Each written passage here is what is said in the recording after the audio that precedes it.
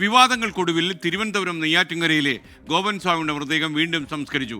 ഗോപൻ സ്വാമിയെ സമാധി ഇരുത്തിയെന്ന് കുടുംബം പറഞ്ഞു. മരണത്തിലെ ദുരൂഹത മാറ്റാൻ വരും ദിവസങ്ങളിൽ കുടുംബാംഗങ്ങളെ പോലീസ് ചോദ്യം ചെയ്യും.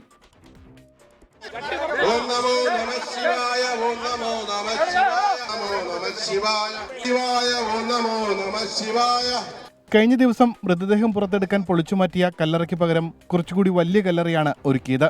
പോസ്റ്റ്മോർട്ടം ശേഷം സ്വകാര്യ ആശുപത്രിയിൽ സൂക്ഷിച്ചിരുന്ന മൃതദേഹം ഉച്ചയ്ക്ക് 2 മണിയോടെ നാമജപയാത്രയായി സംസ്കാരം നടത്തുന്ന സ്ഥലത്തേക്ക് എത്തിച്ചു. ഹൈന്ദവ ആചാരപ്രകാരം സമാധി എന്ന നിലയിലായിരുന്നു സംസ്കാര ചടങ്ങ്.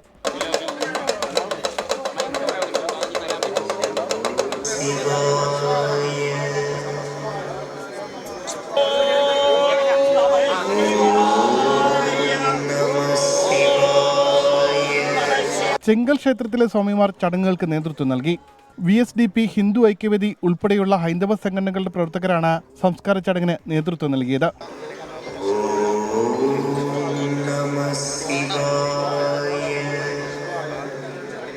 കേസിലെ ദുരൂഹത മാറ്റാനുള്ള പോലീസ് അന്വേഷണം തുടരും. വരും ദിവസങ്ങളിൽ കുടുംബാംഗങ്ങളെ പോലീസ് ചോദ്യം ചെയ്യും. ആദ്യ സംസ്കാര ചടങ്ങുകൾക്ക് സാക്ഷിയായിരുന്ന കുടുംബാംഗങ്ങളുടെ മൊഴിയിൽ വൈരുദ്ധ്യമുണ്ടായിരുന്നു. ഇതും പരിശോധിക്കും. ആന്തരിക അവയവങ്ങളുടെ രാസപരിശോധനാ ഫലത്തിന്റെ അടിസ്ഥാനത്തിലായിരിക്കും പോലീസിന്റെ കൂടുതൽ നടപടികൾ. 24 തിരുവനന്തപുരം.